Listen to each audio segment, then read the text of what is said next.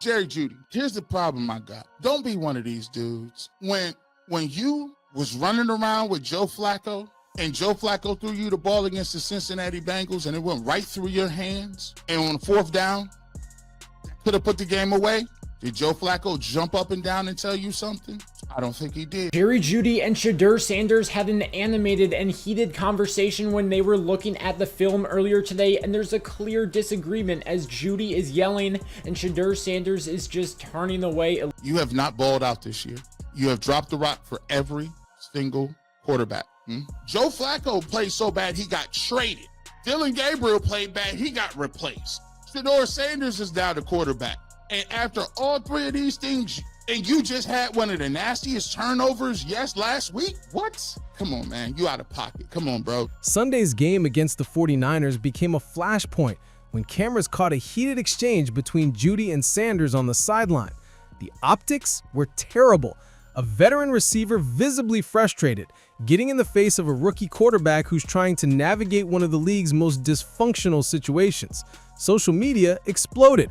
Browns fans divided into camps. And G. Bush, he had seen enough. And let's get something straight right now. Sideline arguments happen. Tom Brady screamed at his offensive line. Peyton Manning got into it with Jeff Saturday. Aaron Rodgers has made passive-aggressive frustration an art form. Competition breeds tension. High stakes create emotion. Nobody's questioning that reality, but context matters. And the context surrounding Jerry Jeudy makes his sideline display not just inappropriate, it makes it hypocritical. Jerry Jeudy, when Dillon Gabriel hit you in the hands with the ball and you dropped a rock, did Dillon Gabriel jump up and down and say, "What are you doing, Jerry Jeudy?" When it looked like you quit on a few footballs from Dillon Gabriel, which we pointed out. Then came Dillon Gabriel, the rookie quarterback who's no longer the starter, threw accurate passes multiple times that Jeudy failed to haul in. There were routes where film showed Jeudy simply stopping mid-pattern. Just quit running.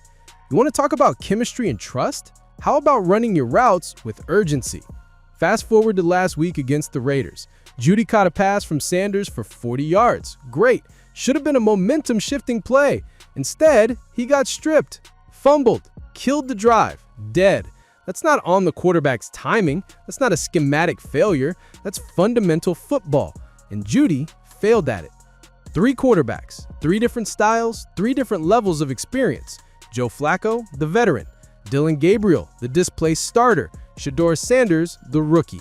And the common denominator in all 3 disappointing offensive outputs?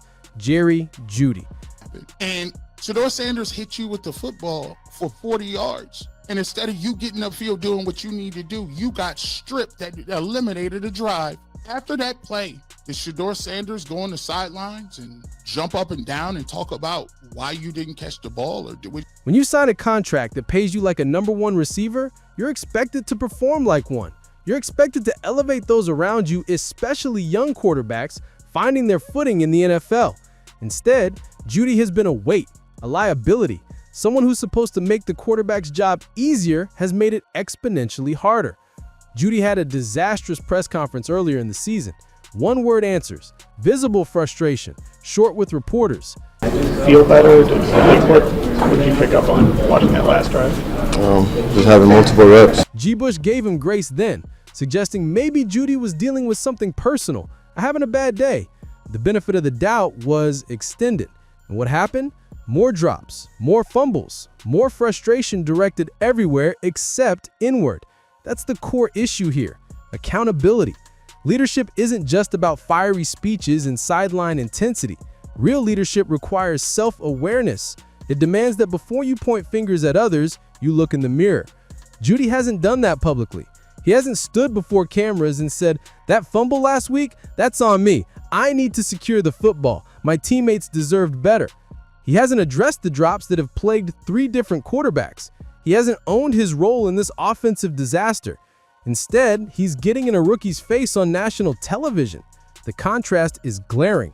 When Jeudy dropped that 4th down pass against the Bengals, Joe Flacco didn't throw a tantrum. He didn't storm over and berate his receiver. When Gabriel's passes went through Jeudy's hands, the young quarterback didn't publicly call him out. When Sanders watched that fumble kill a promising drive last week, he could have unloaded. He didn't.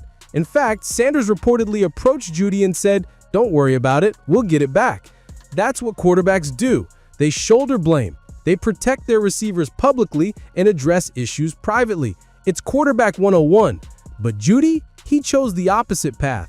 He made his frustration public, demonstrative, and directed it at the one player who's been protecting him all season long. So until you can consistently catch the ball, do what you need to do, and play like the receiver that you think you are as a number one receiver, you have no room to be jumping up and down and being demonstrative about nothing. Because nobody else has shown you up and been demonstrative about nothing else. And listen, Shedeur Sanders addressed the incident with remarkable maturity in his post-game press conference. He talked about building chemistry, about trust taking time, about the team not being a microwave thing. He acknowledged the sparks, but framed them as part of development. He could have thrown Jeudy under the bus. He could have listed every drop pass, every fumble, every blown opportunity. He didn't.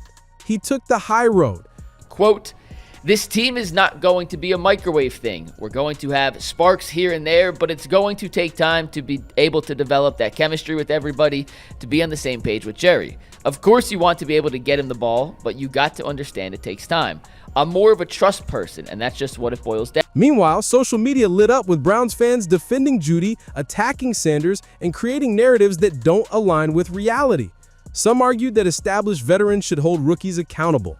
That's fair, in principle, but Justin Jefferson can get in a rookie quarterback's face because Justin Jefferson has earned that credibility. He's produced, he's been elite, he's held up his end of the bargain. Jerry Jeudy hasn't. Not this year, not by any metric. The Browns are a franchise in complete disarray. Jeepers didn't stop with Jeudy. He eviscerated the entire operation, from coaching decisions to special teams disasters. They lost to the Jets because of special teams breakdowns. They lost to the Bengals because of missed field goals. This past game featured inexplicable coaching decisions, including putting a tight end in on 4th and 1 for a critical snap that resulted in a fumble. But dysfunction at the organizational level doesn't excuse individual failures, and Jeudy's failures have been consistent, documented, and damaging. Here's what makes this situation even more frustrating for Browns fans. Jeudy got paid. He signed a contract that reflected expectations of WR1 production. Amari Cooper, a proven Pro Bowl receiver, took less money and left Cleveland. Cooper would have loved Jeudy's contract. Cooper actually produced at an elite level before being traded. Now Browns fans are watching their expensive receiver drop passes and point fingers while Cooper thrives elsewhere. you got to play as a leader. If you're a number one receiver and you're a number one dude and you supposedly you feel that type way, then you got to perform that way. And you have not helped out not one of these rookie quarterbacks, and you wasn't helping out Joe. The psychological toll on a young quarterback cannot be understated. Sanders is already navigating the pressure of being a high-profile rookie, the son of an NFL legend, playing for a team that's eliminated from playoff contention, behind an offensive line that's inconsistent, with a coaching staff that's making questionable decisions weekly. The last thing he needs is his top receiver, the guy who's supposed to be his safety valve, creating more drama. Trust is the currency of quarterback-receiver relationships. It's built through repetition, through consistency, through showing up when it matters most. Sanders can't trust Jeudy right now, and it's not because of timing or chemistry or scheme. It's because Jeudy hasn't proven reliable. When the ball's in the air, Sanders has to wonder, will he catch it? Will he secure it after the catch? Will he finish the play? That hesitation, that split-second doubt is poison for offensive rhythm. G. Bush's frustration resonates because it mirrors what rational Browns fans are feeling. They're tired of excuses. They're tired of scapegoating rookie quarterbacks while veterans underperform. They're tired of the same cycle. New quarterbacks, same results, blame the young guy, ignore the systemic failures. The path forward for Jeudy is clear, even if it's uncomfortable. He needs to publicly own his mistakes, not in a generic, we all need to be better corporate speak way. Specifically, I dropped critical passes. I fumbled when we needed a drive. I haven't been the player my contract says I should be. That changes now. That's accountability. That's leadership. Then he needs to back it up. Catch the football. Secure it after the catch. Run routes with precision and urgency. Make the plays that number one receivers are expected to make. Let his performance silence critics rather than his sideline theatrics creating more controversy. The Browns have 9 games left. The season's lost, but individual players can still salvage their reputations and build towards next year. Jeudy has a choice. Continue being a distraction, a disappointment, and a talking point for all the wrong reasons, or flip the script. Show up, produce, lead by example rather than emotion. Because right now, G. Bush isn't the only one questioning Jerry Jeudy's standing to call anybody out. Browns fans, national analysts, and probably some teammates are wondering the same thing.